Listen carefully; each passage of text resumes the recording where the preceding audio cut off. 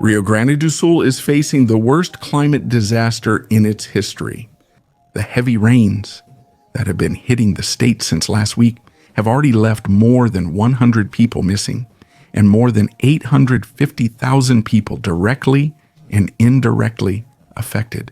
At the center of this devastation is the partial collapse of the 14 de Julio hydroelectric plant dam located between the municipalities of Cotiporã and Bento Gonçalves. The collapse of the dam structure, which occurred on May 2, 2024, made the already critical situation in the region even worse.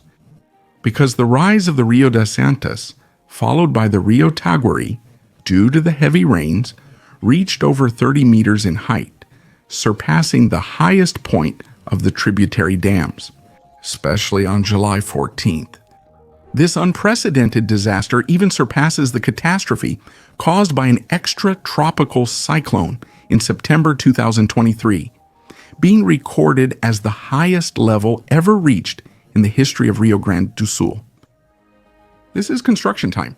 I'm Luciano Guimarães, and in this video, we're going to explore the details of this event and understand what really happened. With the 14 de Julio Dam, the 14 de Julio hydroelectric plant is located between the municipalities of Cotiporã and Bento Gonçalves in the northeast of Rio Grande do Sul. The dam was built on the banks of the Rio das Antas, an important watercourse that originates in the far east of the Planalto dos Campos Gerais, in the municipality of São José dos Ausentes. The Rio das Antas runs for about 390 kilometers until it receives the waters of the Rio Carreiro near Bento Gonçalves and São Valentim do Sul. From then on, it is called the Rio Taquari. The 14 de Julio Dam is an impressive structure, over 30 meters high and with an installed capacity of 100 megawatts. This capacity was enough to supply more than 180,000 homes in 2023.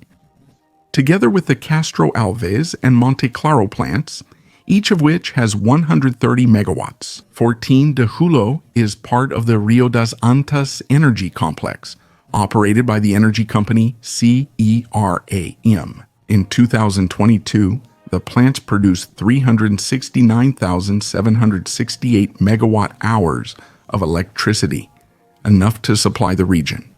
The dam is a gravity type built with roller compacted concrete, which means it uses its own weight to hold back the reservoir waters.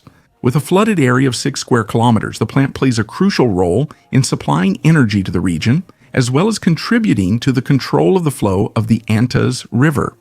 To take advantage of the springs and the water capacity of the Antas River, the energy company SERAM took the initiative to build the 14 de Julio Dam, which was inaugurated in 2008. The construction of a hydroelectric dam like the 14 de Julio was a complex and challenging process, which involved meticulous planning and the application of advanced engineering techniques. Before starting construction, extensive studies are carried out to assess the feasibility of the project, including geological, hydrological, and environmental analyses of the area. But what really caused the collapse of the 14 de Julio Dam, and how did this significantly affect the municipalities downstream?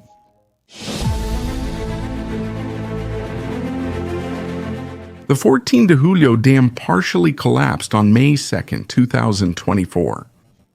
After a period of heavy rainfall that exceeded 200 millimeters of water in the region. According to information released by Companhia Energética Rio das Antas, CERAM, which is responsible for operating the plant. The breach was detected at 140 post meridian on the right side of the dam, where the gates are not located. The heavy rains that have hit Rio Grande do Sul since the end of April contributed to the increased pressure on the dam structure. With the soil already saturated and river levels high, the dam became overloaded, which led to the partial breach. Even before the breach, the 14 de Julio power plant was already on alert due to the adverse weather conditions. The emergency action plan was put into practice on May 1st in coordination with the region's civil defense authorities. Evacuation sirens were activated so that the local population could be removed in advance and safely. Despite the preventive measures, the partial breach of the dam caused significant damage and affected the lives of thousands of people. As soon as the rupture occurred, several regions were affected. Initially, the flood hit Faria Limos in Bento Gonçalves. Then it rushed to Santa Barbara, destroying even the main bridge in the region. Following the course of the Taquari River, the flood continued to devastate everything in its path, reaching Santa Teresa and along the way, hitting villages and farms, all along the way until it reached Munsum, one of the main towns on this route.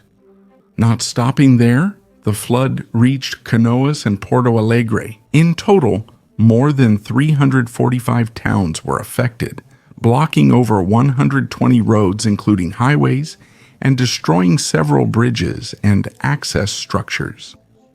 It is estimated, up to the closing of this video, that more than 850,000 people were directly impacted by the disaster, with many of them having to leave their homes and seek shelter in safe places. In addition to material damage, such as the destruction of houses, bridges, and structures, the dam break also caused problems with water and electricity supply in the region. Many cities lost access to basic services, worsening the situation for affected people. Currently, the main needs of the people affected by the dam break include shelter, food and drinking water, medical care, clothing and personal hygiene items, as well as psychological support. And you can also help Rio Grande do Sul during this very difficult time by making donations through the link that will be in the description of this video.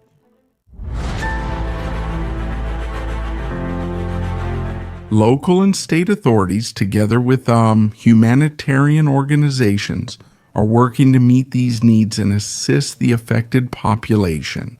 However, the magnitude of the disaster makes this task challenging, requiring a joint and ongoing effort to ensure that everyone receives the necessary support. Since the partial collapse of the 14 de Julio Dam due to heavy rainfall, the government of Rio Grande do Sul has been mobilizing to provide assistance to the affected population. Several measures are being taken to minimize the impacts of the disaster and ensure the safety and well-being of the people. One of the main actions is the creation of temporary shelters to accommodate displaced families. Schools, gyms, churches, and other public buildings are being used to provide a safe place for these people where they receive food, drinking water, and medical care. Rescue and relief teams have been mobilized to assist in evacuating risk areas and rescuing stranded people. Helicopters and boats are being used to reach hard-to-access locations and ensure that no one is left behind. We should also point out that business people, influencers, and the general population are directly helping Rio Grande do Sul with donations and logistics, but most importantly, by directly providing manpower. The solidarity of the population has also been fundamental at this time. Donation campaigns have been organized to collect food, clothes, hygiene products, and other essential items for the victims.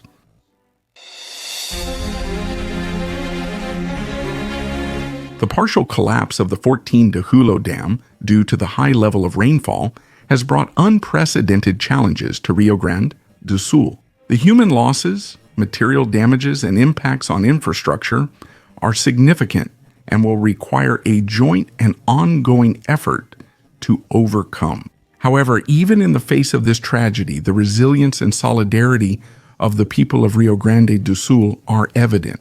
The acts of solidarity coming from states across the country, combined with the mobilization of civil society, show that together it is possible to face this adversity and rebuild the affected communities.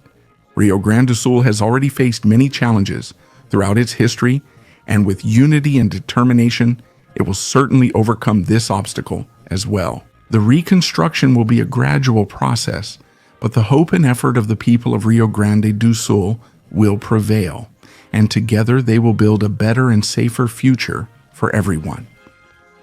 Share this video, make it accessible to more people, and that way we can help directly. Just as Construction Time has worked hard to help the people of Rio Grande do Sul, I'm counting on your solidarity. I'll stop here. A big hug, and see you in the next video.